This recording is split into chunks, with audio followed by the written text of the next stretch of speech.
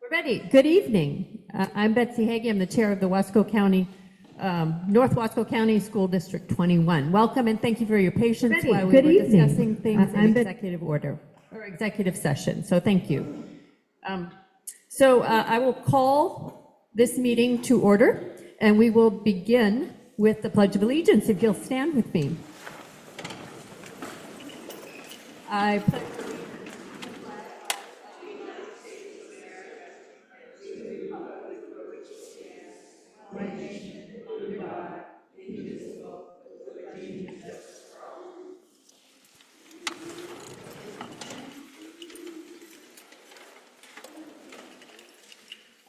we have a full agenda. I'm going to dispense reading the mission, vision, and values and move on to number 5, review and revise the agenda. We will add an action from the executive session over ORS 192.660B. Do I have a motion on that action? Yes, Chair.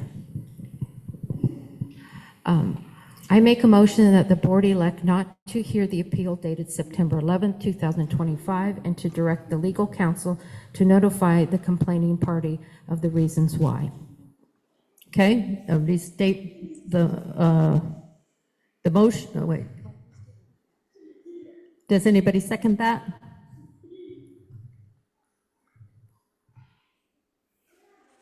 Thank you, Kevin Kramer, for seconding.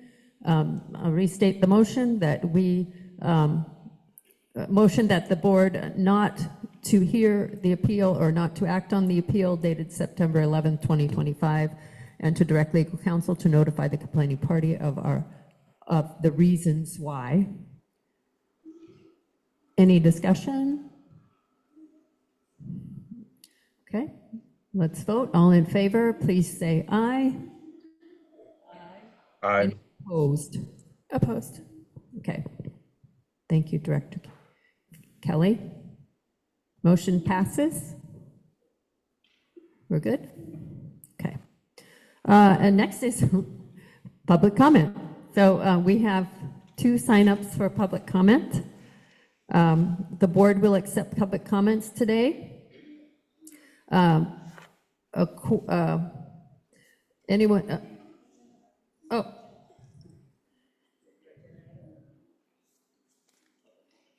Oh, this is at the end. Thank you. Okay. All right. Then if there are no more changes to the agenda, we will proceed. And no public comment on agenda items. We will proceed to number 7, the consent agenda, which included the minutes from the August 21st meeting, a personnel report, and the second reading and adoption of policies. Oh, wait.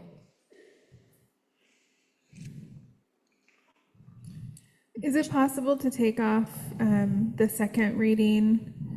I'm just really curious to get an update on how it's going, particularly in the middle school and the high school, before we pass this.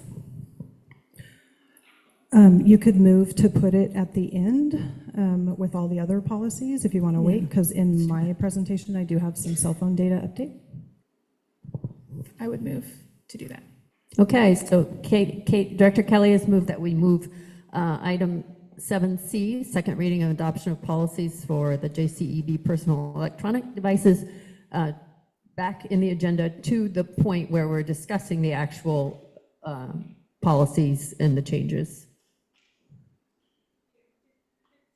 To 15, thank you. Correct, and you would do it as a second reading. Say again? It's as a second reading, but you would just do it when you do your other policies. Yeah. This is David. I'll second it.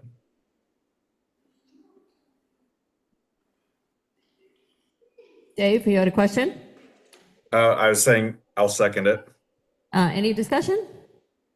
All in favor of making that move to move the second reading of the cell phone policy to item 15, say aye. Aye. Aye. Aye. Opposed? Aye. No opposition. Okay, then back to the consent agenda. Any question about the minutes, the personnel report? Or are we ready to accept those as presented in our packets? Any question about the minutes? Any question about the personnel policy or personnel report?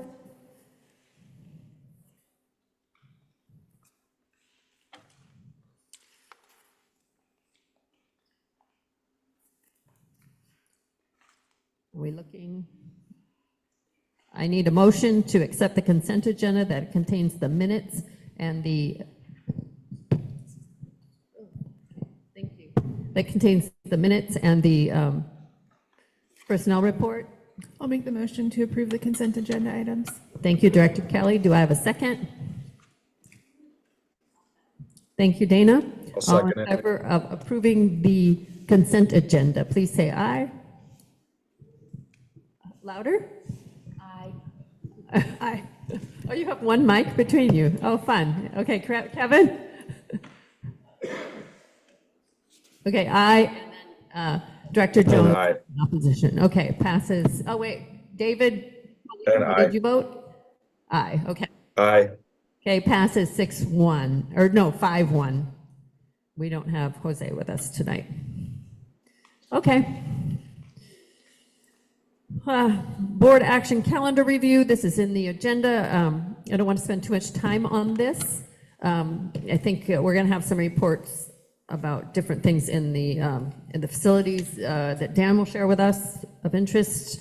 The superintendent does not have goals yet because we delayed. That was part of her contract actually to have them by 9:15, but because of the delay in our own retreat, we're going to look forward to those shortly. I think we're going to have some. Okay. Moving on to number 9, student representatives to the board. Do you have anything to report? Well, please share.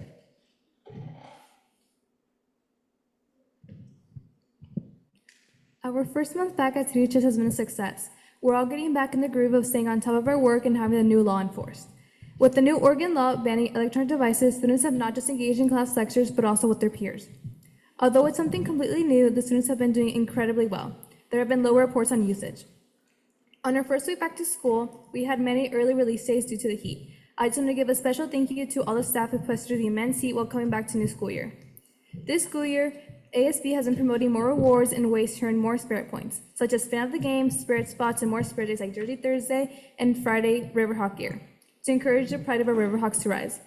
Along with ASB, with their suggested ASB sticker sale, we've made more than $2,500. We are continuing to sell a sticker now for $30. Also this month, we had the Portland Trailblazers and Moda Health come visit our school for the 11th year. They spoke on the importance of building healthier lifestyles and communities. We are also already beginning our blood drive registration, where staff and students above the age of 16 are eligible to donate blood, which will be on October 6th.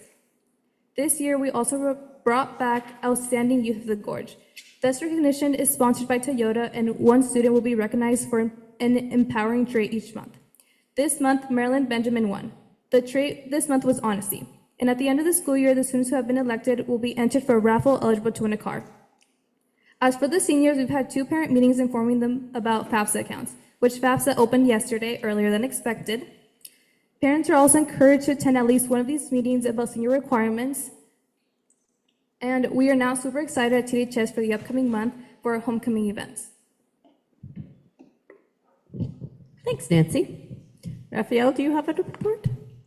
Thank you. Okay, then moving on, we will look forward to the building student representative report, starting with Colonel Wright Elementary. Is there anybody from Colonel Wright this evening? It's a little early in the school year, I understand. Got to get things going. How about Chenoweth Elementary School? Dry Hollow? The Dallas Middle School? What? Oh, you're cheering. Okay, good. Yeah? Do we have a student report from the Dallas Middle School? Guys, come on down. Yeah. Woo-hoo. All right, introduce yourselves, please. My name is Rolando Dominguez, and I'm the president. And my name is Tupu, and I am the vice president. And today we'll be representing the middle school today. We have had a great start to our year, and I would like to highlight a few important happenings. Our 6th graders joined us on September 2nd and got to spend their first day in the building alone, so they could learn how to be successful in the middle school. Our back to school night was September 11th and was a great chance for our parents to get some important information and meet our teachers.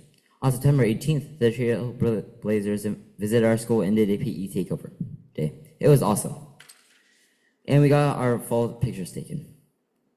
Oregon school districts are required to implement a SEL program into their schools. Character Strong is the program that we will get to use at TDMS. This curriculum not only meets those requirements, but is also recognized as a strong Tier 1 intervention for building school culture. We also got an amazing new science curriculum that gives students the chance to learn with a lot of hands-on activities. We are looking forward to it. We have also completed our iReady diagnostic, which went well and tells our teachers which skills we need to be working on the most during iReady time. Finally, Ms. Kilgore reorganized how we use homeroom time, and we will follow this schedule. Monday, grade checks and binder planner checks and makeup work days. Tuesday is iReady reading. Wednesday is iReady math. Thursday, Character Strong lessons. Friday is a makeup work day. Thank you for having me here, and have a good rest of your evening. Gentlemen, thank you very much. Have a great school year. Thank you. Awesome. Anybody want to follow that perhaps from the Innovations Academy or the Dallas High School? Woo, okay, come on down.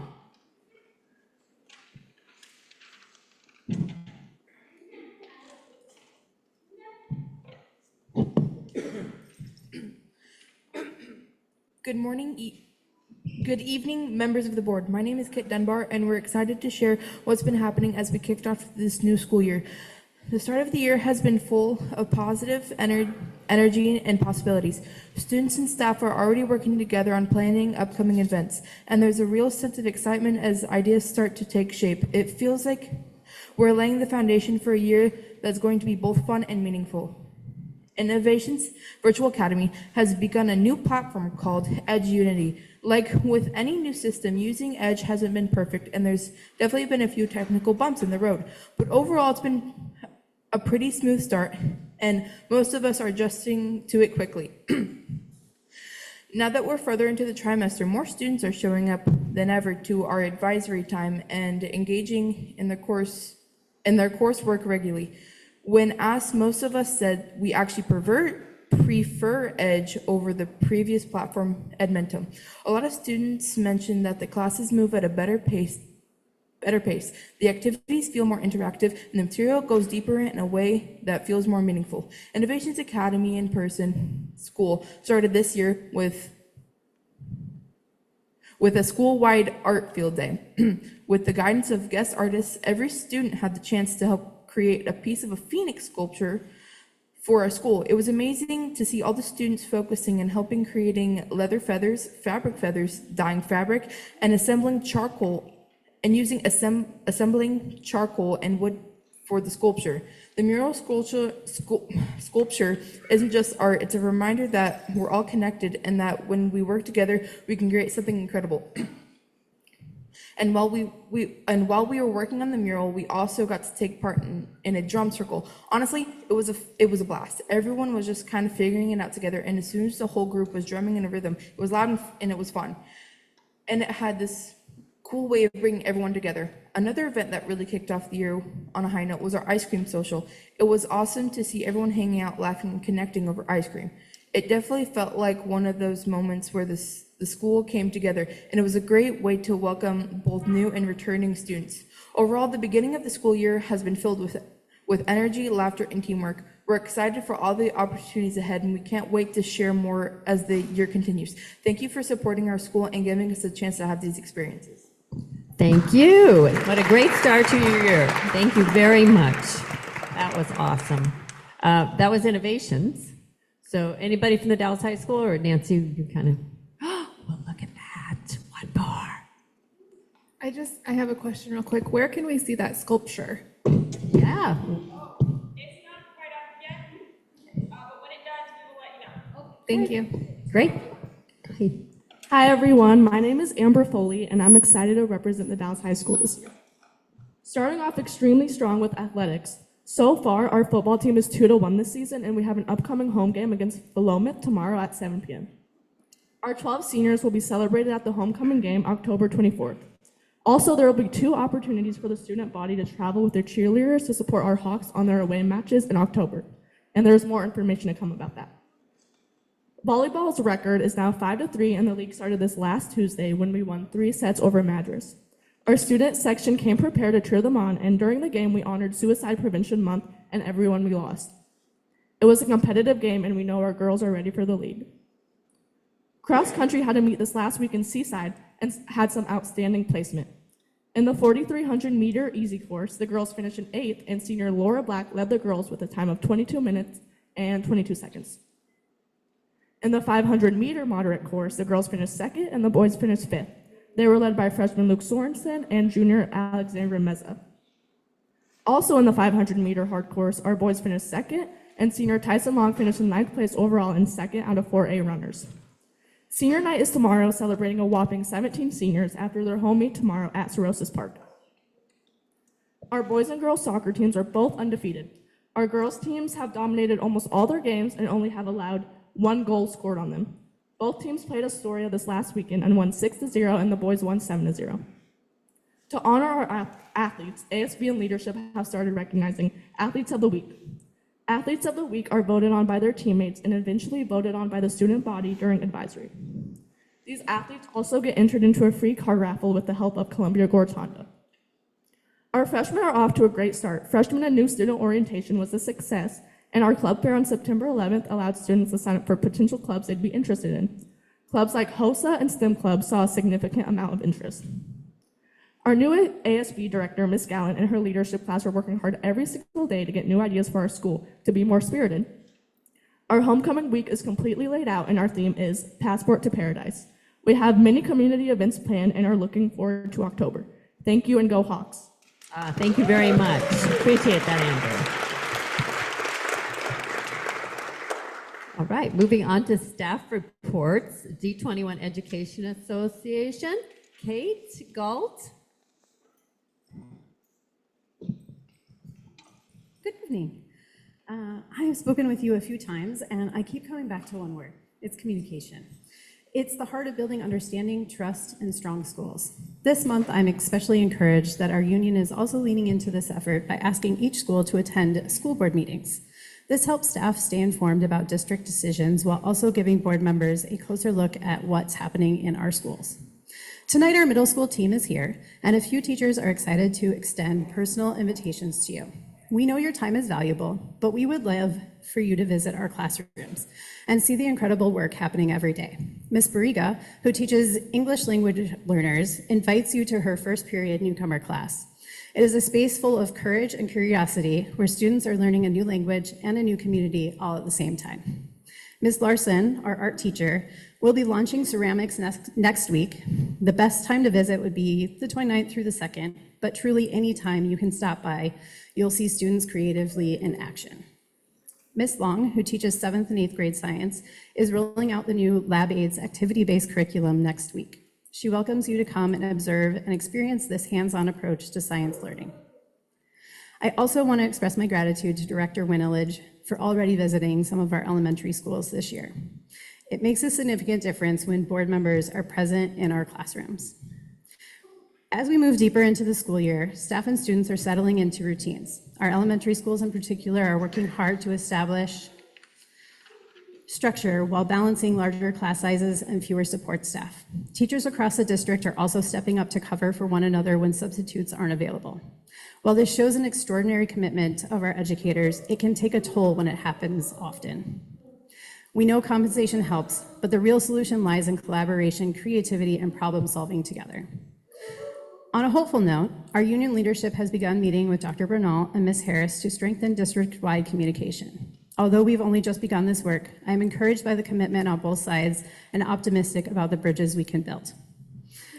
Thank you for your time tonight. We appreciate your continued partnership, and I am happy to answer any questions you might have. Kate, thank you very much. Appreciate your report. It's awesome.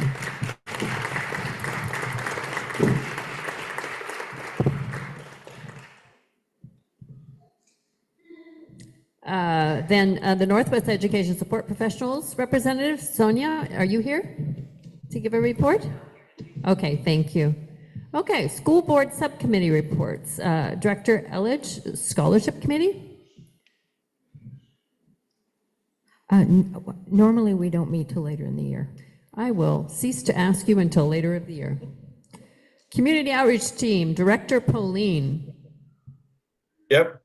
I went to the meeting earlier in the month for the community outreach meeting with Dr. Bernal, and some of the key takeaways that I brought home from that was PUD put together a really nice strategic plan, covers 10 years, got me thinking about strategic planning and the infrastructure that we have in the district. And I know that we're still working out our current strategic plan, but really got me thinking about like the long-term vision for our district and whatnot. So those were the key takeaways from that.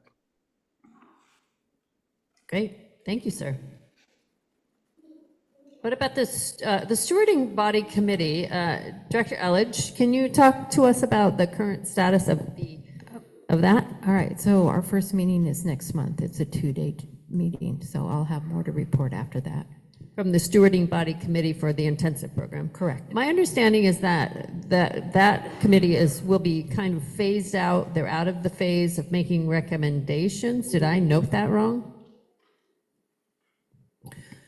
No, so we made, last year, the stewarding body made some very large recommendations of how we want to spend the remainder of the dollars, because we're already in year 3 of the intensive program. So we wanted to identify that so then we can track progress over year 3 and year 4. So, but the requirement of the intensive program is the stewarding body continues to meet. Yep. It was not the stewarding body, it was the community The advisory one. body. Thank you, the advisory group. And was the advisory phasing group out. will continue to meet as well, because that's also a requirement of the program, but the structure of what that looks like may look different since they're no longer giving input to the recommendations, because all of the money has been identified and how we're spending it. Thank you very much. OSB Legislative Policy Committee, that was, we were nominating Director Apprecio. D21 Ed Foundation, Director Jones. I know there was a 1-year plan crafted between the two of you. Would like to speak to that? Yeah, I can speak to that. I attended their 2-day retreat. It was an excellent retreat. They had received some grant funding to bring in 2 facilitators who helped facilitate their 2-day retreat. And at the end, they came away with a strategic direction and 3 priorities, which are positioning for sustained engagement, revitalizing and solidifying board purpose, and engaging and expanding community involvement. Okay, thank you. Okay. No action on the ESD Budget Committee until the fall, and then we identified an additional committee, the Youth Wellness Committee, which meets occasionally during the year that Director Wynn Elledge is on.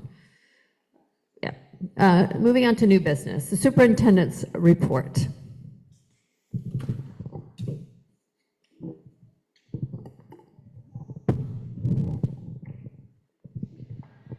Thank you very much. I wanted to share with you some back to school updates. We have some fun highlights for you before I get into the really fun stuff, is the cell phone data. You can go to the next slide. So we're excited to welcome 197 kindergartners into our classrooms this year. We have already hosted several back to school nights at Chenoweth, Colonel Wright, Dry Hollow, and TDMS. The high school and Innovations had freshman orientation. Senior parent night has been hosted, and we had our fall sports meeting hosted earlier in August for all of our athletes and parents that want their children in our athletic program. And Innovations hosted an open house. Next slide. We want to congratulate some of our students who've been recognized as Athletes of the Week. William Keeley's Leaziah Collins, Macy Foote, Ariana Gonzalez, and Lilia Dahl, who's not pictured, were all selected by their coaches for their outstanding dedication and effort. These athletes set the standard by showing what hard work and commitment look like when you're representing TDHS athletics, and we're really proud of them, and we want them to keep leading by example. We also want to congratulate our amazing student leadership at TDHS that led a special initiative for the first home game of the season.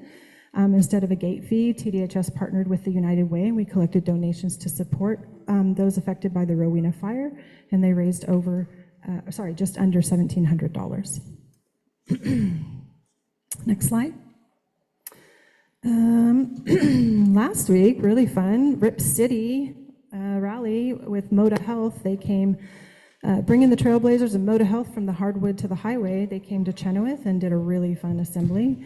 Middle school, they did a PE takeover, and then at high school, they hosted a career panel for future leaders.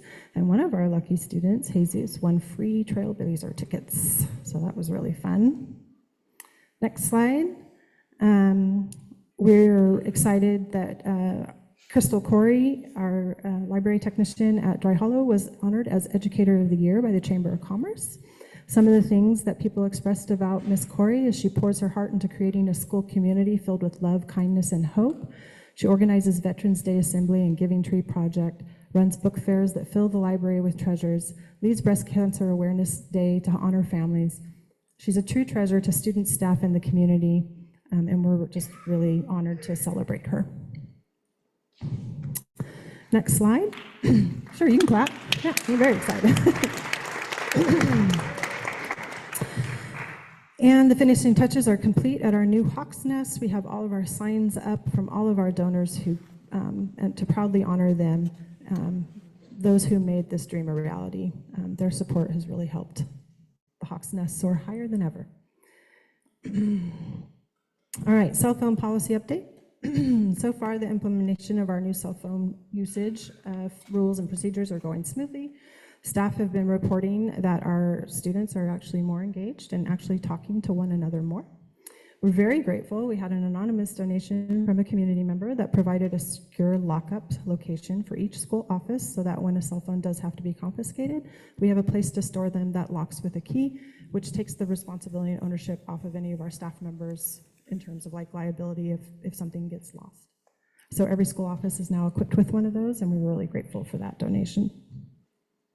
Okay, so next up is total number of violations by school. This is as of yesterday, the data that I collected. So we've had no violations at any of our elementary schools. The Dalles Middle School, first violation, we had 11, second violation, 2, and we've had no third violations. The high school, 32 first violations, 7 second violations, only 2 third violations. We've not had anybody go beyond that. And Innovations has only had 16 first violations. And on the next slide, this just gives you another breakdown of the violations by grade level. Since we did not have any at elementary, I only listed secondary. So first violations, 6th graders, we had 3, 7th grade 4, 8th grade 4, 9th grade 7, 10th grade 18, 11th grade 11, and 12th grade 12. And then when you get to second violation, you can see it drops significantly. We have 0 6th graders, 1 7th grader, 1 8th grader, no 9th graders, 4 10th, 1 11th, 7 12th. And then when you get to third violation, it kind of drops even more significantly. None at 6th, 7th, 8th, or 9th, 1 at 10th, 1 at 11th, none at 12th. So it's working. We're seeing great improvement, great engagement with our kids. We're really excited about that. And that is my report tonight. Just want to thank our school board, staff, families, and community. Again, it takes all of us to get school up and going, and we appreciate the collaboration together. Thank you, Superintendent Bernal. Appreciate that. Our next presentation is a report on the Migrant ED program. They took a trip to Washington, D.C.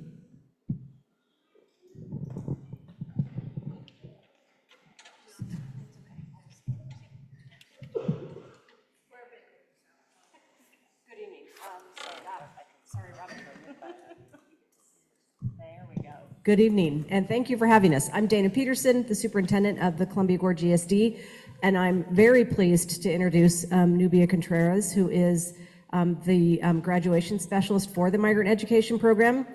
We had a chance to hear many of these young adults speak last week at our board meeting, and I think you're going to be really impressed with the information that they're going to share with you tonight. These are all your students, and they want to have a chance to share their experience from when they went to Washington, D.C. in June. Thank you, Dana. Thank you, board, for having us. Like Dana mentioned, my name is Nubia Contreras. I'm the grad specialist for the Migrant Education Program. This is my second year now fully with the program, and I had the privilege of taking these lovely students on a trip to Washington, D.C. in June. We left right after school ended, so on Sunday we got up very early, and our transportation was a little wobbly throughout the whole time, lots of delays, but the students were amazing. It was my first time taking a big group, so they were phenomenal and made it a little easier. 7-hour delays, 2-hour delays, all the fun stuff you can think of when you're traveling happened. Bags lost and eventually returned. So I do want to highlight that we were able to take 12 students, 10 from the Dallas High School, 2 from Condon High School. They did have personal issues, so we ended up just taking 10 students from the Dallas High School.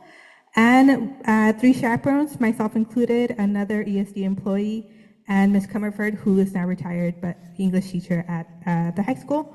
And we spent roughly around $42,500 on this trip.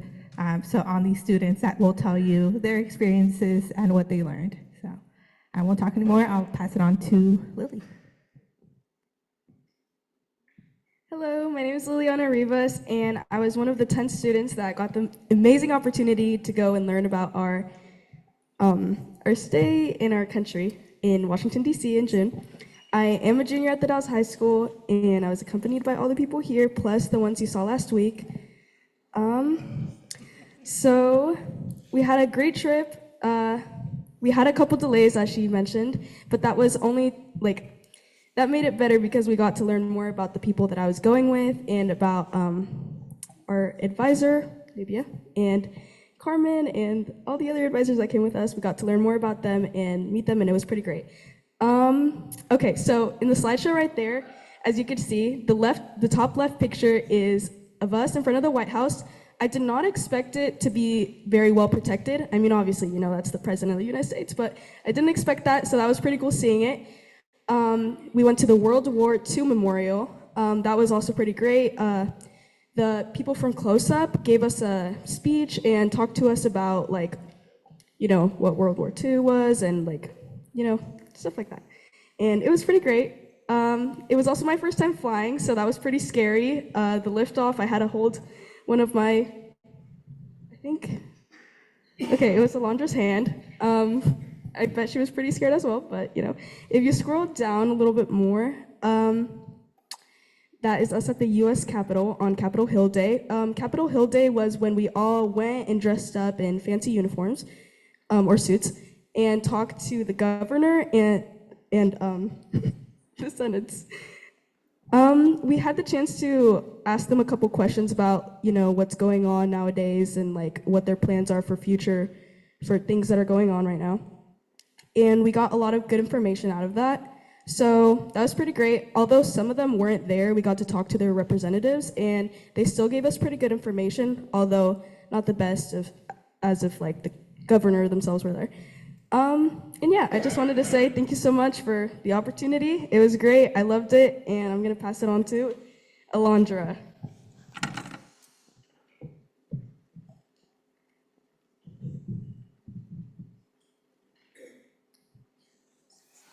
Yes, that was mine. Okay. Good evening. I'm Alondra. I was one of the students that got the opportunity to go to Washington, D.C. this June. It was such a fun experience. There was a lot of things to see as we were looking at museums almost every single day. We also were the only school from Oregon, so all of us students, we got to bond. In that pictures over there, it was one of the museums, and then on the right, that was the Museum of Natural History. And if you scroll down more, we got the Capitol and the White House. And if you scroll down a bit more, the Abraham Lincoln, and then that one on the left is a picture of Obama. That was from the art museum. It was a lot of fun. I would recommend for a lot of students to also apply to go since it was such a good opportunity. But overall, it was definitely like the best experience that I've ever had, and it was once in a lifetime opportunity. And I'll pass it over to Nancy. Hi guys, I'm Nancy Diaz. I was one of the 10 students that went to Washington, D.C. I just want to say that I'm very grateful, incredibly grateful. It was an crazy opportunity to be able to go. I was able to immerse myself in the heart of our Capitol and experience history and civic engagement that went far beyond the classroom. We had many interactive activities such as a mock election. We went through bills. We were representatives. We got to vote and speak on such bills. I would have never expected it, and it was just such a surreal feeling. I loved it. I can't express it enough. It felt very empowering to be in DC, not only because I was able to be in the presence where very important political figures were once standing at, but also because I was able to attend a place where I knew I could make my family proud. And it's not pictured, but we went to the Abraham Lincoln Memorial, and me, Lily, were behind the news. Like, we were in the background. It was really funny.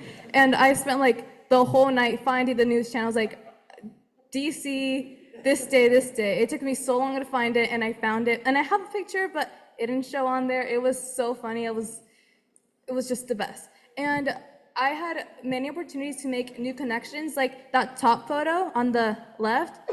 I don't know, 3 of those people besides Alondra. They were just all new friends that I made. It was really nice. I didn't just stick with my own group. I was able to branch out and talk to more people, get out of my comfort zone. It was just epic. And along that, and the picture next to it, it's all of us eating together. We represented the Dallas Trust. We cleaned up after ourselves. We left our table clean. We spoke in a very polite manner. And if you go down a little, that's us touching our nose. It was rusty because everyone has been touching it. It was really nice. Then next to it, outside of AOC's office, we made a heart saying hashtag Latina Power. It was really cute, and we just left our mark there. Her office is full of sticky notes. It was just really nice.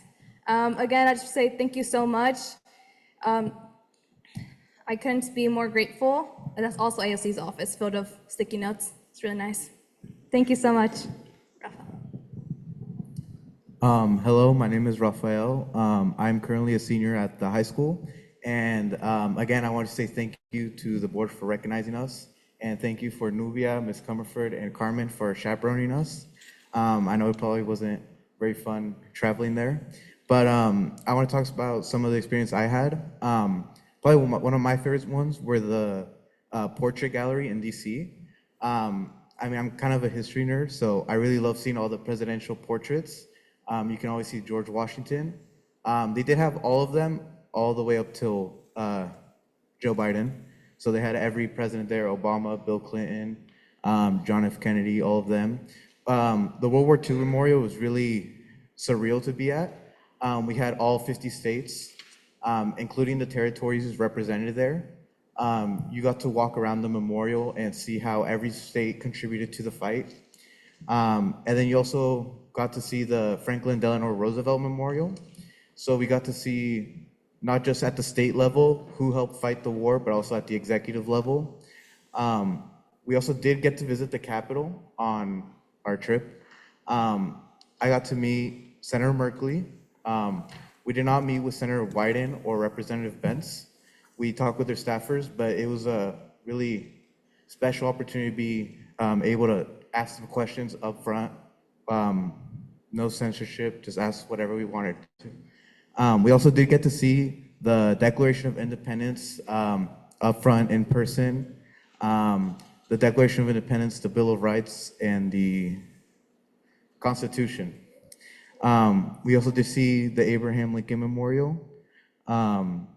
as well as the White House, which is really weird because in the pictures you see it very out in the wild, but it's actually right smack dab in the middle of DC. Outside of those trees, there's a bunch of buildings, so it doesn't look like how it does in the photos. The Smithsonian's were also really fun. We only got to go to a couple of all the ones that were there, but the Natural History Museum was very fun. The different art museums were also very fun as well. But this experience really helped me reaffirm my interests in politics. And I, again, want to say thank you for the Migrant Education Program for allowing us to go on this trip. And I feel like you could get no better experience than this. Great. Thank you, guys.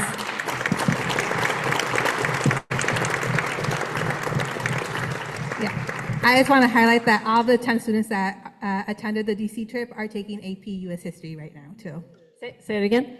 All students are attending AP US History. They're taking AP US History. So So, they get to yeah. kind of live it and now learn more about it. So thank you so much for your time. Nothing better than to take a trip that expands your horizons, gives you context. So thank you to the program. Thank you for going with them and chaperoning them. And I'm sure Dave wants to go next year. Give him some context. And to the director of the ESD, where does she go? Thank you for organizing whatever you need to do to make this program happen for these young people, because it will change their lives. Thank you. Yeah, awesome. Okay. One more community report from Rymel for the North Wasco County District Archive Museum.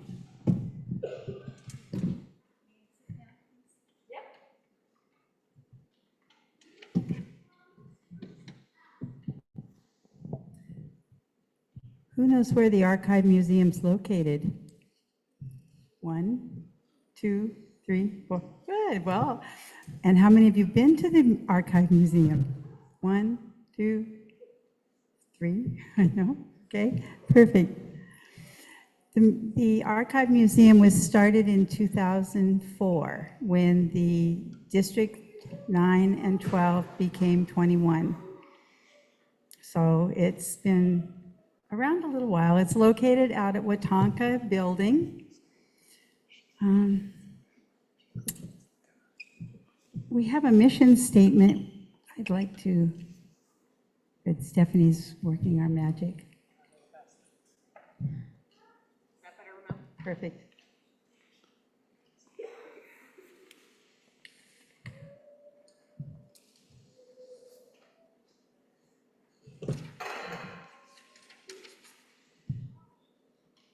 I'm visually impaired, so I cannot see what's up there. So I'm going to I would like to read it to you.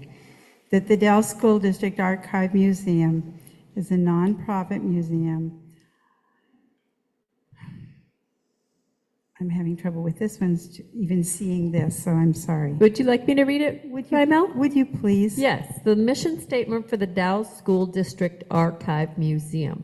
It is a nonprofit museum acquiring, conserving, communicating, researching, and displaying donated educational and school memorabilia from 1854 to present for the purpose of education, study, and enjoyment. Material evidence of people and their school environment exhibits the rich cultural heritage of the Dalles area schools. Thank you. And we have some pictures if you would like to go through those. And this is just the inside of the and the displays that we have in the museum.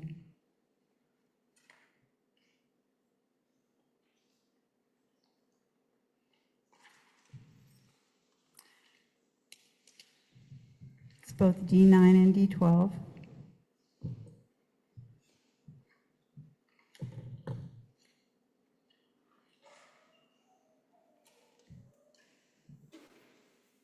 Thank you. Our open hours, we are closed now, and then starting the very 1st of October, we will be open every Wednesday morning from 10 to noon, and that will go for the school year until next June. So we'll give to the district 5 volunteers that work with me. And we have every Wednesday morning. And then in the summertime, we give every Saturday from 10 to 4. And that we do for the public, for class reunions, and for family reunions.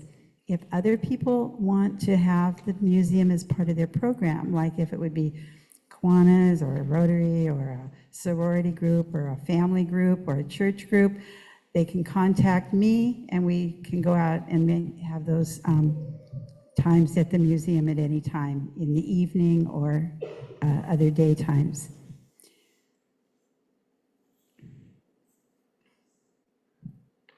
Our attendance in 2024 was 250. Our attendance in 2025 or so far has been 156.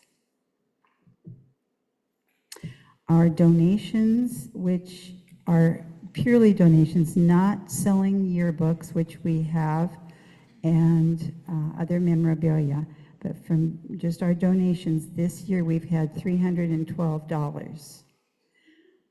Our total for our donations since 2004 is almost $9,000.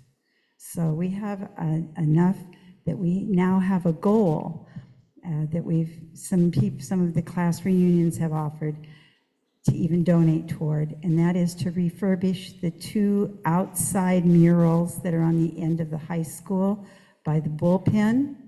They're starting to peel, and we'd like to research the cost in getting that done, and then the museum has money that we can contribute then to the restoration of those murals. So we're looking forward toward that. And one of the goals for the museum is, if we ever get a new high school, is to have like the library and a couple of classrooms to expand the museum, because it's really a positive reinforcement for the district to look at how it's changed and over through the years.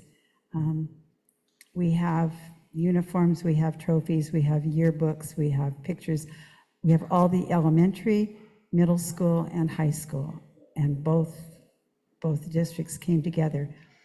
We did stop taking things when we started being Riverhawks. That was new. It was a new start to the district, and a lot of people wanted to just have Riverhawks.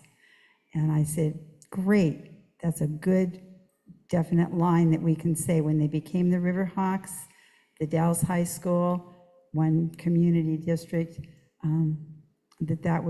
that's where our museum would stop. And so we go from 1859 or 1854, and that's where our first maps and baccalaureate and commencement lists are, up until when we became the Riverhawks. So we have Eagles, Indians, and Eagle Indian memorabilia.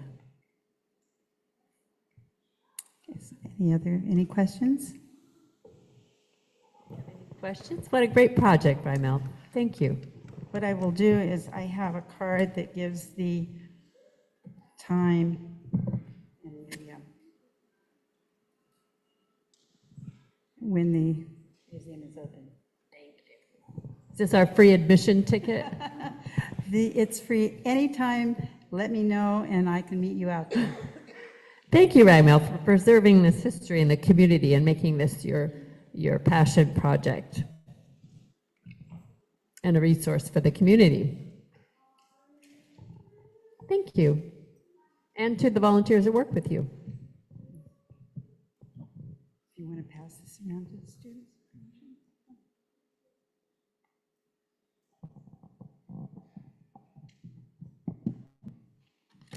Okay, Dan, are you ready? Okay, we're going to move on to item B of new business, the Chief Financial Officer's report. Thank you. First thing I have for you tonight is Resolution 252604. Oregon Department of Education has a budget validation tool, and they looked at our budget and were kind enough to inform us that it was not quite as it should be. So this resolution corrects an error in the interfund transfers. It doesn't involve any spending of money. It's just basically moving money from one bucket to another in the budget. Do you need a motion such? Yes. Would anybody like to make a motion? Okay, I will. I motion that we accept this transferring and redistributing appropriations with various funds as directed by the Oregon Department of Education. Seconded by Dave Jones. Any discussion? All in favor say aye. Any opposed? Do you want to vote, David? That's an aye. I think he's muted. Yeah, aye. Is this the copy you want me to sign? No. Okay, thank you. Thank you. On to the next item. This is a pretty routine thing that happens every year. We have to adjust the adult lunch meal rates.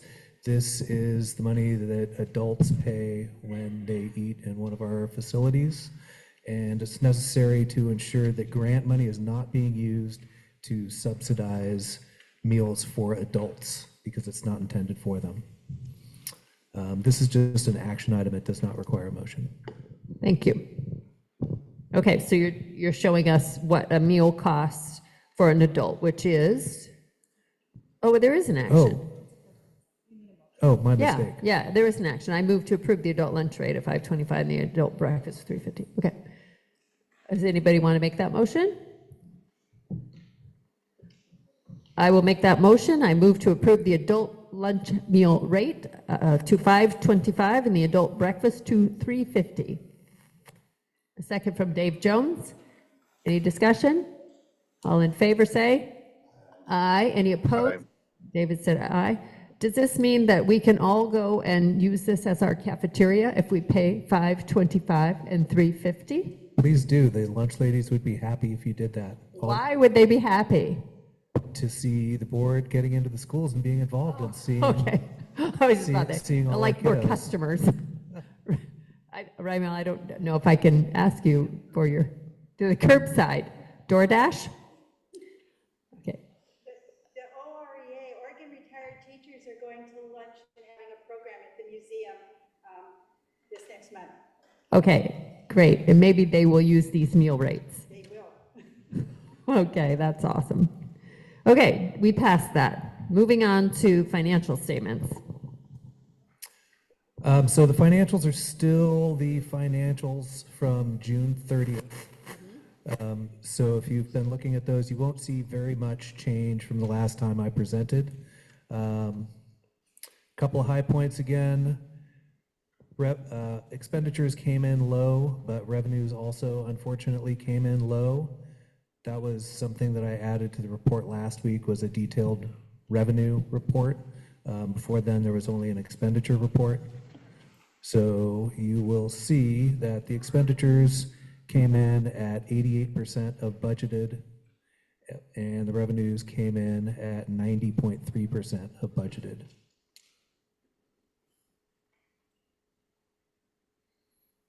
Where are you looking? So if you look at the revenue status report. This one? Yeah. Right here, revenue status report? Yes, that's the new one. Okay, ending of the year, okay. Ending up the year, we got 90.32% of what we were budgeted to receive last year.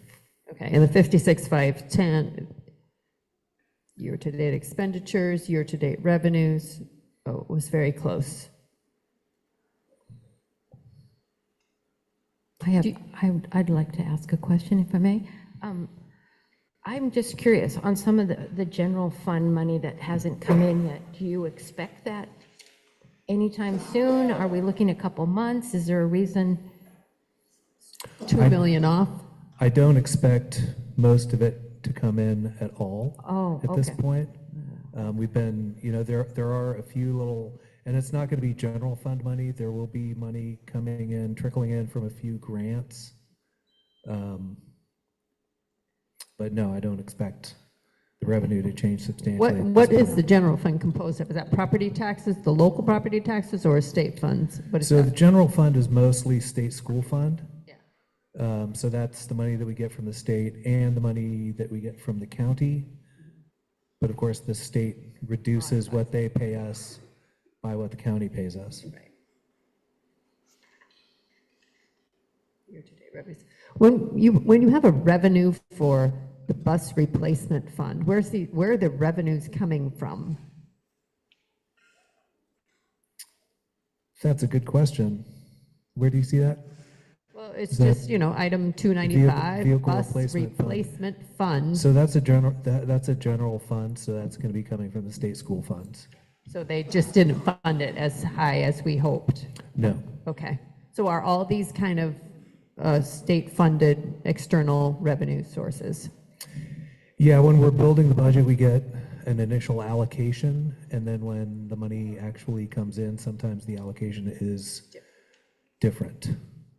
Very occasionally higher, usually lower. Yeah. Yeah. Of course. Okay, and do you have any effect on these, like capital improvements? Like, hey, we need a lot today, this year, or it's just you get what you get? We pretty much get what we get. If we were to pass a bond, there would be some matching funds from the state under the Awesome program. So, okay. All right. Looking to the future. Budget received. So we essentially received 10% less than we anticipated, and the revenues were. Can I say that the revenues were $56,510,938, but our year-to-date expenditures were $56,678,468. On the expenditure status report, this one? Yeah, totals, so revenues, like you said, year-to-date 56.5 million. Expenditures 56.7 million. So are we in the hole there by 160? Yeah, thereabouts, and that doesn't include the encumbrances column. So the encumbrances, those are monies that we are committed to spend, but have not yet spent. Okay. And so essentially we're 140 plus 160, we're almost at 300 in the hole? Well, so let's go to the balance sheet. Yes. So if you look at the very bottom right. Bottom right, yes. What number are we looking at? We're looking at the ending fund balance, just in the district totals column, 125,285. Yeah. So that's a positive number. So we're not in the hole. Well, look at that. Yeah, we were last year, so things are getting better. $125,000 is not much money. No. A budget of 62 million. What's the total budget of this district? This year is 64.7. Say again? 64.7. 64.7 is the total budget. What you actually get is different. Okay. Just so everybody knows, money's tight here. Any other things you want to share with us? I think we have a enrollment report here.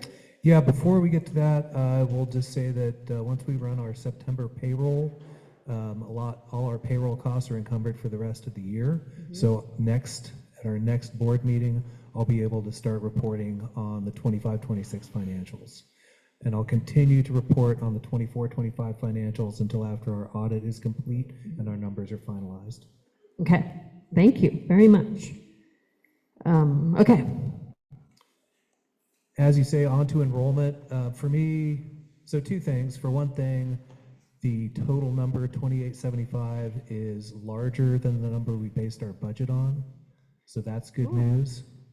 And another very bright spot for me is the kindergarten enrollment of 194. So that's an increase of 25 over last year. We like to see enrollment going up. If you look at the bottom left, you'll see a number 194. Compare that to the first grade class of 169. The first grade class was very small. We had a downward blip last year, so it's nice to see enrollment coming back up. Do we have any anticipation of what's, who's in preschool now? Do we have any census data on? I haven't looked at that. I know that Portland State collects that kind of demographic data. Okay.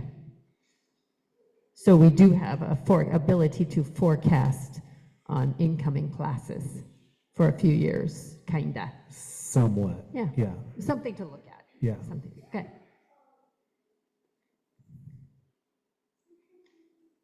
Okay. All right. Did you want to tell us, you're in charge of facilities, is that right? Yeah, I didn't realize I was speaking on facilities. I am talking Anything you want to bit tell us about facilities?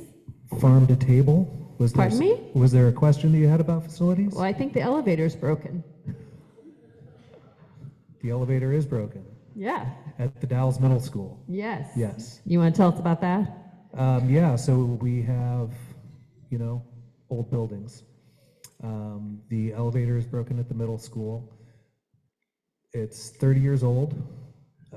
The control board is out on it, so it's an electronics board. It's not manufactured anymore.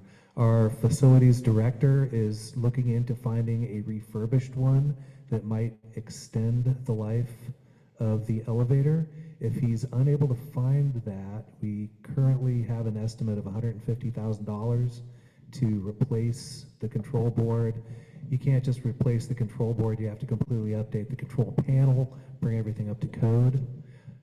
If we end up going that route because of the laws around procurement, we'll have to engage in a competitive bidding process, which may come in lower or higher. The competitive bid processes take time, don't they? Yeah, indeed they do. Would you initiate one of those now while you're trying to resolve it a different way, just to get a timeline jump? Or is it too hard to do something like that? I'm concerned. My understanding is the workaround now is exposed to the weather. That's correct. Yeah, right now we do have one child in a wheelchair, and the route involves going outside, and we want to get this squared away before snow and ice inevitably come. Yeah. So. Well, if you can get a jump on the timeline, do. Okay. Thanks for telling us that. Of course. You got to pay for that too. Was that budgeted? Does that come out of the contingency or the capital fund? That would come out of our contingency fund. Okay. How big is the contingency fund? It's, well, it started off being $875,000. We've already taken at least a $20,000 hit to that for some playground bark at Chenoweth Elementary School. It was a safety issue, so I authorized spending the money. Okay. Well, there will always be contingencies. I have endless questions. How about the USDA grant? Do we have somebody to tell us about that? Yeah, Tamara's here, but I was going to talk a little bit about it. Mostly we wanted to give a shout out to Wells and Sons, who are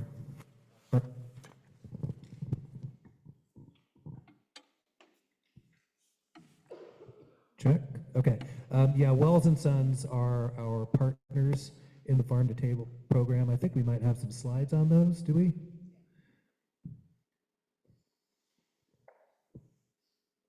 So yeah, it's a little bit of information about the Farm to Table program.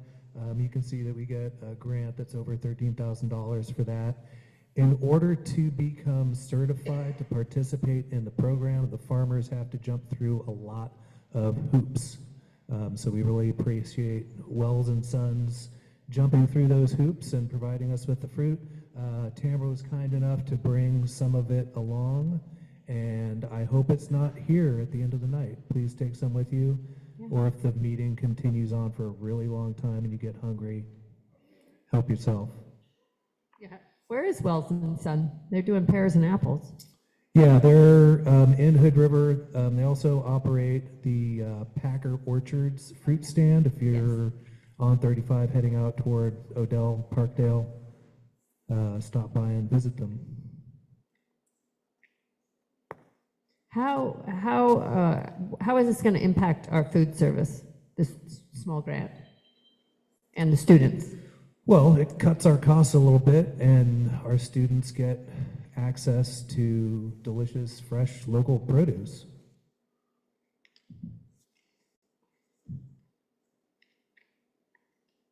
I think it's great. You know, we live in an agricultural community, so we should certainly be serving these products in our schools. Do they do more than pears and apples?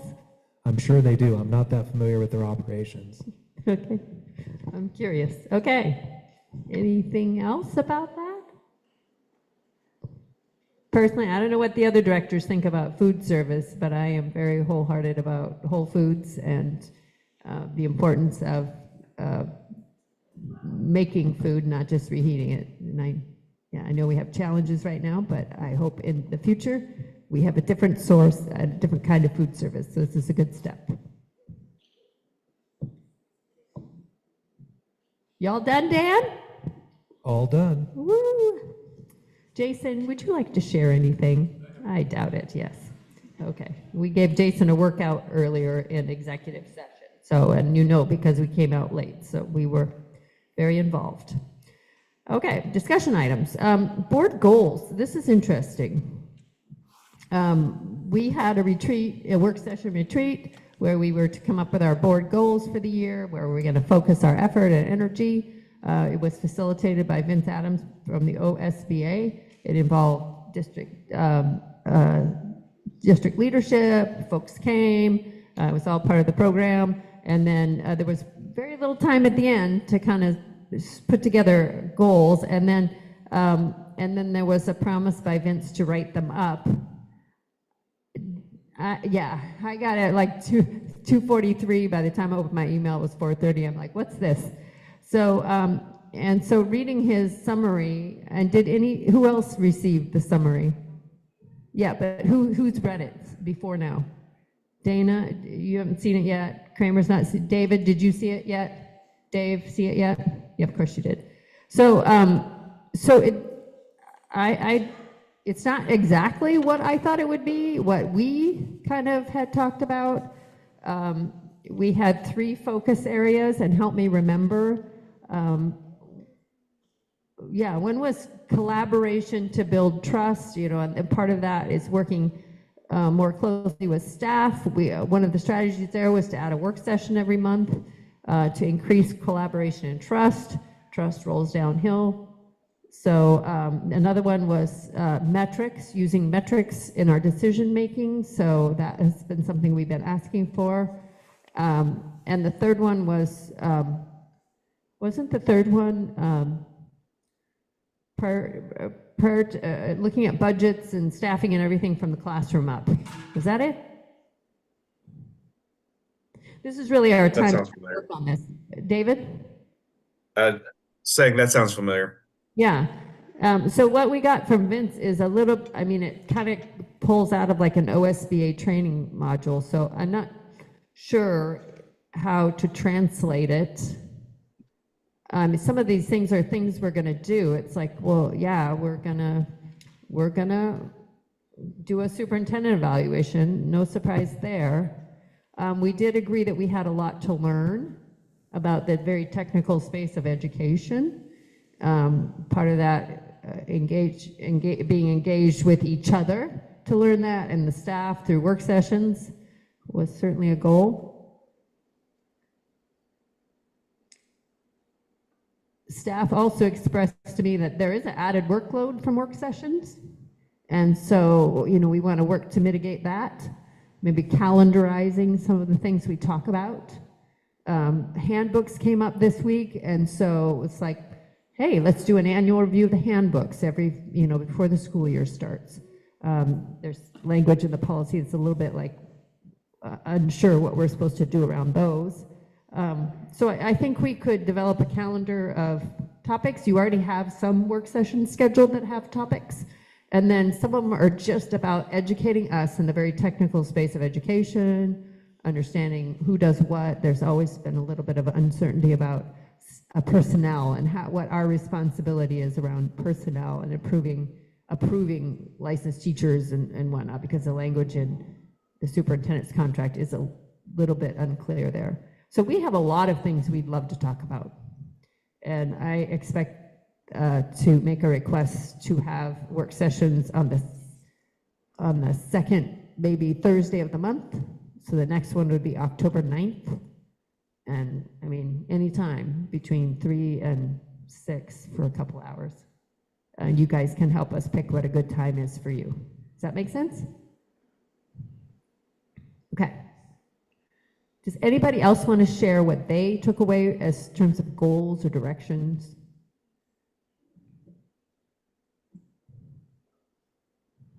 I wish I'd taken a pic. I will ask Vince for a picture of what we put on our, what he collected.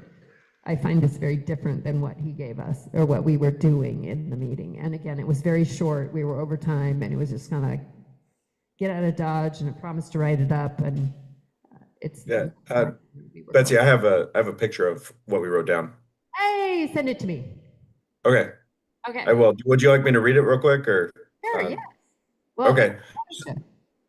Okay, so the strengths that we determined were that we bring new perspectives and priorities to the district. We also have diverse perspectives. We're a motivated new group that we're growing community credibility. We're engaged at meetings. We have mutual respect for one another. Willingness to share and mentor was from senior board members, and then our curiosity. So that concludes the strengths that we have written down, and the growth was collaboration, build trust. We want to learn K through 12 education, learn district and the location challenges, establishing priorities, more professional development, learning district ops, engaging the community on district progress, a sense of urgency regarding students and metrics. Okay, if you send those to me. Yep, those sent right now. I will kind of look at Vince's write-up and kind of put together where I thought we were going, and that will definitely be a headliner for the work session. And then Carolyn, you'll have your goals by that time as well. So, thank you. And so I would just say we're tabling. We're not making any actions. We're still quite new. There was a lot of delays in getting us to this point, and can't quite interpret Vince's program, and we have a lot to do. Okay, tabling that. Okay, so moving on to 15, first reading on school board policies. Actually starting the second reading if we want with the cell phone policy. Should we do that? Okay, we got to dig it out. Hold on.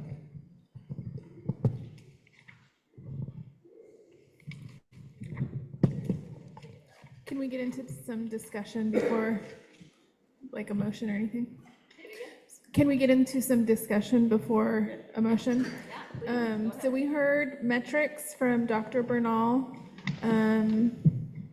just about first, second, and third violations across various grade levels.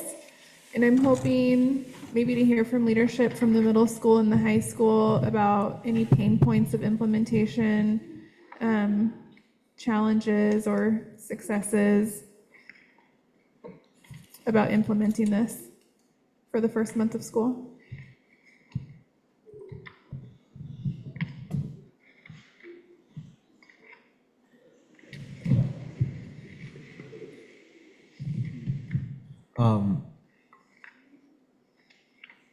I do believe that the policy is working well at the high school.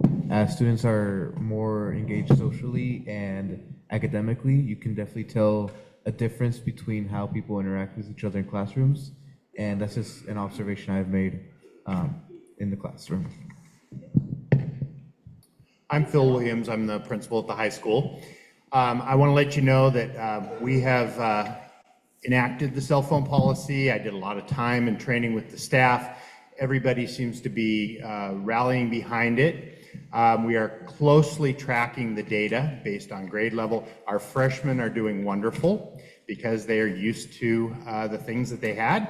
The sophomores and juniors are struggling a bit, but we really aren't getting to that fourth infraction. So the first one, the student gets they get warned, we keep the phone, at the end of the day, they get to pick it up. The second infraction, and every one of these, by the way, we contact the parents from the very beginning until wherever they reach. The second infraction is basically the parent has to come and pick up the phone. And we have parents saying, they messed up, I will come get the phone when I have a chance. They're not in a big hurry to come and get these phones, which is great. We keep them locked up, right? The third infraction is a detention, a 45-minute detention after school, in addition to the parent notifications, and the parent has to come get the phone again. We have not had a student get to the fourth step. At the fourth step, we would ask the parent to come in and we will develop a plan with them on how to stop the student from violating the policy. The kids understand it. I had a kid in my office today, and he says, I understand that this is something that you have to do, and it's from the state. And I said, yes, it is. So they're understanding it. Not many kids get past the first violation. And I wouldn't say that there's a whole lot of kids trying to sneak and get to their phones. We've been really watching the hallways and the bathrooms closely for kids doing that. And honestly, I think it's just been great. The teachers are all very positive and very happy that we're doing this. They said that the learning has increased immensely, and it's just so much easier to manage a class without a bunch of kids staring at cell phones. And just to add, we talked about this at length a couple board meetings ago, so going absolutely fine. Our staff supports it 100% and are very, very diligent about paying attention. They try to sneak, but all in all, it's good. So we're a little bit ahead of the game, so that's nice. I'm not surprised for the seniors and the juniors being a little like, what? But hey, they get it. Thank you for sharing that with us. Yeah, thank you for coming and sharing that information with us, and also just for your leadership and support. And please give kudos to your staff. Thank you. Okay, now we got to search. Oh, here it is. Okay. Nope, those are minutes. I swear, it's a lot of paper here. Does anybody have the draft and want to initiate the reading of it?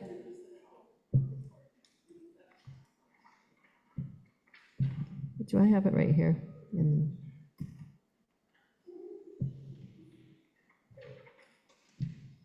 I probably have it somewhere. Okay. So, No, you would just say you need a motion to approve policy blank. Just one more question, sorry. From the last meeting, we had asked for just legal to look at this for compliance and everything, and that was fine. No changes. okay. Katie, are you good with this? And this matches essentially what we were doing at the middle school already. From my read on it, it's what they've done. It's what they do in the state of Washington. Other states, I'm sure. And I expect. And so when we adopt this policy, we comply with adopting a policy we have crafted a policy by 10/31 and required by 12/31. But this checks this off the list if you approve it tonight, then you're in compliance. Okay. So are we ready to adopt this? I think so. Does somebody have any no concerns? Okay. We're in favor. The students were in favor. Administrators were in favor. We're in favor. We customized it for best practice. Okay. Take a motion. This is David. I'll make a motion to pass the policy as written.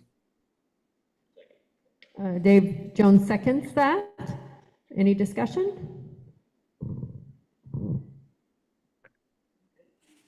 Okay, it sounds like we're good with it. So all in favor of accepting the personal electronic devices policy as presented in the second reading and making it the district policy, say aye. Aye. Aye. Any opposed? Great. Thank you. Thank you for the community too and parents for backing that. Yeah, I am very excited. That is great. Our metrics should go up right away, by the way, in terms of our student success. One way to do it. Okay. Policy, so moving on to a couple other policies that needed updated based on changes. The first one is policy LBEA. Would you like to carry the discussion on this, Dr. Bernal? Explain these to us.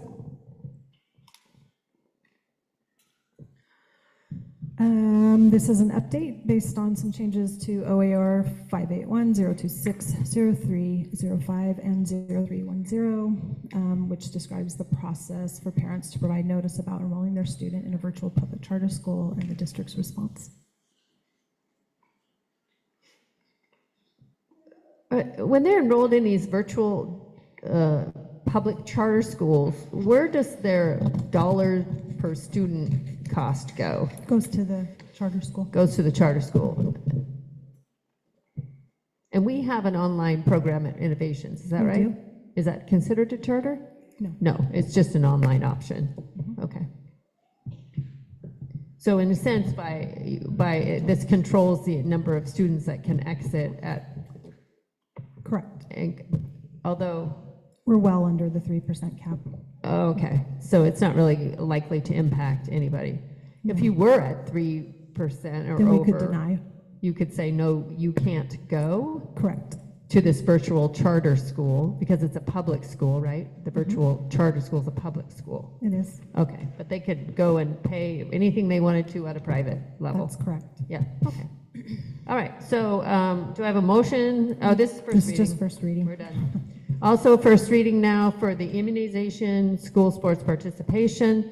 This was a change that the Oregon legislature made, House Bill 2007 this year, outlining steps must be taken when information regarding a student's concussion or other brain injury is provided to the district. State Board of Education provided additional rules by adopting OAR 581, 021, 3007. OSB is recommending removing the double code on JHCA, JHCB, immunization, and school sports participation. So I think that's what we're doing here. We're kind of updating one and deleting another. Is that correct? So this is the first reading with changes made that reflect the change from HB 2007. Correct. And the OAR. Okay, so it's all about brain injuries, communication about brain injuries, accommodations of brain injuries. Okay, it's a good thing. Okay, first reading, are we done? Everybody read that? Efficient changes.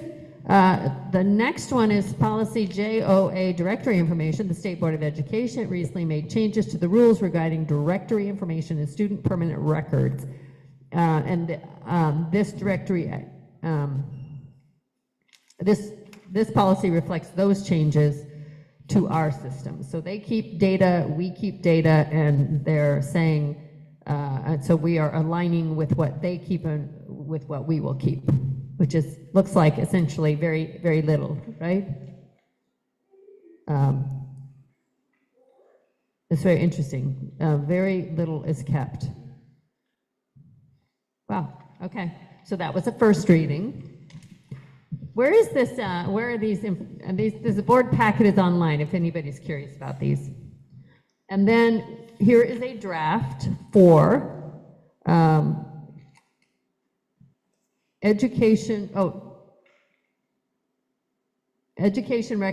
records of students with disabilities management. Tell us about this one. These are information only. These are administrative regulations. Thank you. It's an AR. So these are changes again to the OAR. I see that. And this is updating those changes.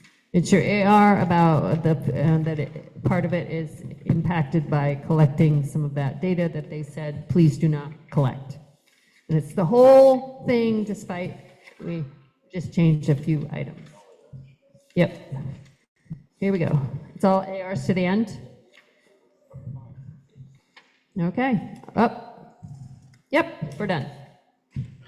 right? And the deletion of the policy JCFCB, which was the formal personal electronic devices, the social media, right? So that's a deletion. Do we have to do anything but by accepting the other, we delete the old?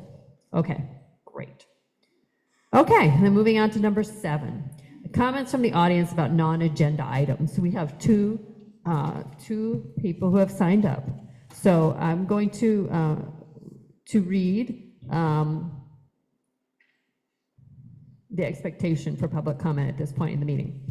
A person speaking during the designated portion of the agenda for public comment may offer objective criticism of district operations and programs. The board will not hear comments regarding any individual district staff member. The board chair will direct the visitor to the procedures in the board policy KL, complaints for consideration of a legitimate complaint involving a staff member. A commendation involving a staff member should be sent to the superintendent, who will forward it to the employee, a supervisor, and the board. The board requests that a public comment add information or perspective that has not already been mentioned previously, and that the patron refrains from repeating a similar point.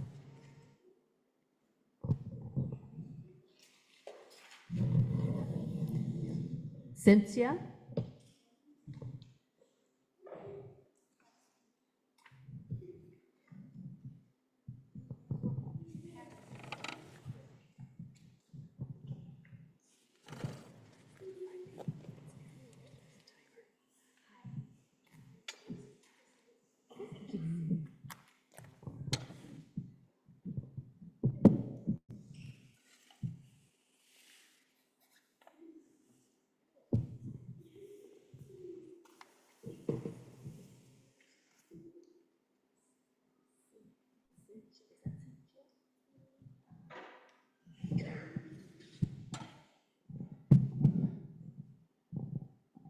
Hello?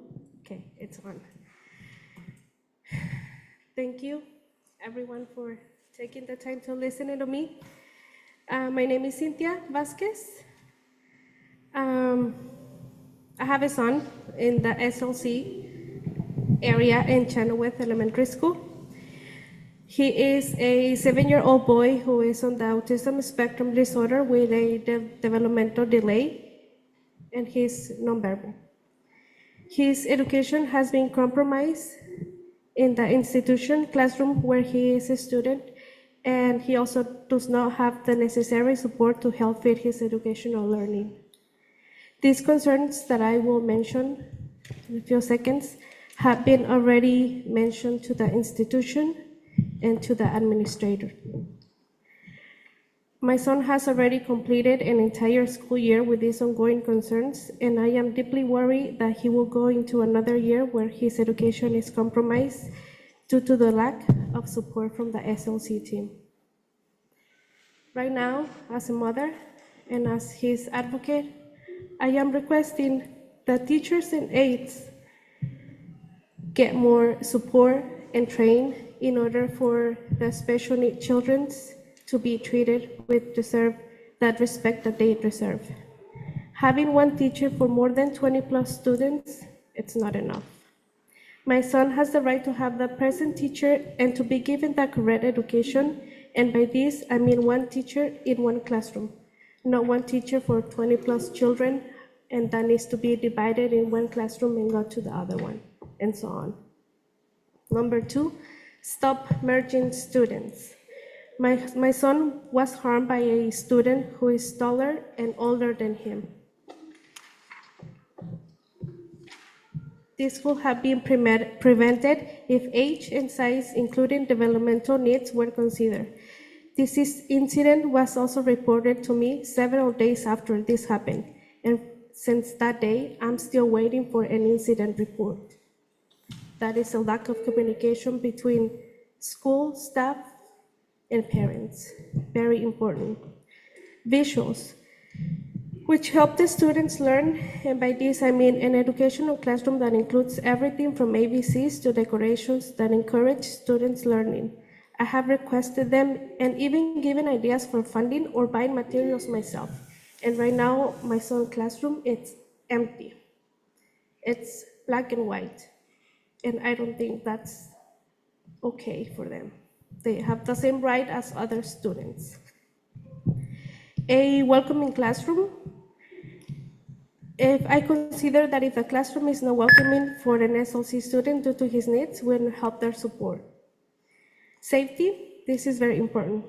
My son was being left unsupervised, and by this, I mean not in the classroom, outside, by his teacher, with no adult support. This put him in a total danger, where the hope and I trust I had in the institutional has been broken and lost. What would happen if something happened to my son, which is nonverbal, and left outside with no support? And the most important one, IEP. By not following his IEP, due to the lack of necessary training, has compromised my son's education. Teachers that has not taken the time to read my son's IEP, which is a legal document, leads and breaks routines with a lack of consistency, has given my son a big regression. Chair, I just would remind the board that hearing specific complaints about individual staff member violates the policy. So I would direct or recommend that you direct the speakers to avoid that. I don't know that a specific person has been called out here. I have not. There's only one teacher. You referred to one. No, I said teachers. Well, I don't didn't know say the a name. difference, so I am willing for her to complete her comments. Thank you. My greatest concern right now is that my son's individualized education program, IEP, is being violated daily. An IEP, it's not an optional. It is a legal binding federal document under the Individuals with Disabilities Education Act, IDEA. Failing to implement an IEP denies my child his rights to free appropriate public education, which is protected under another federal law, FAPE. As his legal guardian, I am advocating for him. I'm his voice, and I'm also requesting the district to fulfill its legal obligations respectfully, requesting these concerns be taken care of immediately. The 7-year-old boy whose rights as a student, a child, and a human being are being violated daily. He's nonverbal, so I'm here to speak up for him. My son, and for other parents that are behind me that need to be here and consider. And I need an answer. It's been more than a year that I've been waiting for an incident report, and I haven't get anything. My son broke a window a few days ago. It's been several calls, emails, and I'm still not receiving any incident report. This needs to be changed. And I'm the voice for everybody behind. I'm the voice for my son. And I need an answer. Thank you. Thank you for your testimony and your perspective. Thank you. I appreciate that. Hilda Alejo, do you also? Yeah. Along the lines with Cynthia, I am also the parent of a child in the SLC program. And like we've heard, it is a big concern that the lack of consistency, routines are creating setbacks on our children. And it's definitely experiences that parents do not want to experience, especially our children being in the structured learning center. That is the only one structured learning center for the whole district. Like Cynthia said, an IEP is not optional. It is a federal legal binding federal document under IDEA.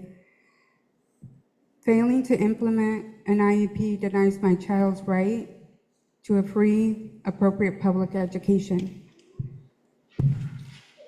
As parents, we are asking the district to seriously take consideration to our concerns. This is not only necessary to bring the program into compliance, but to ensure that every student in the SLC receives FAPE. Thank you for your time. Thank you for prioritizing the safety and educational rights of our children. Thank you, Hilda, very much. Appreciate your comments, and parents for coming and enduring this long meeting to make and share your testimony. Appreciate it very much. Any other comments from the board? I know we were going to request some thematic visits to the school. I think our visits to the school as board members are escorted. So we were going to start at the SLC probably next week requesting a visit to the program. So it's a start. Okay. Any other action or considerations before we adjourn? No.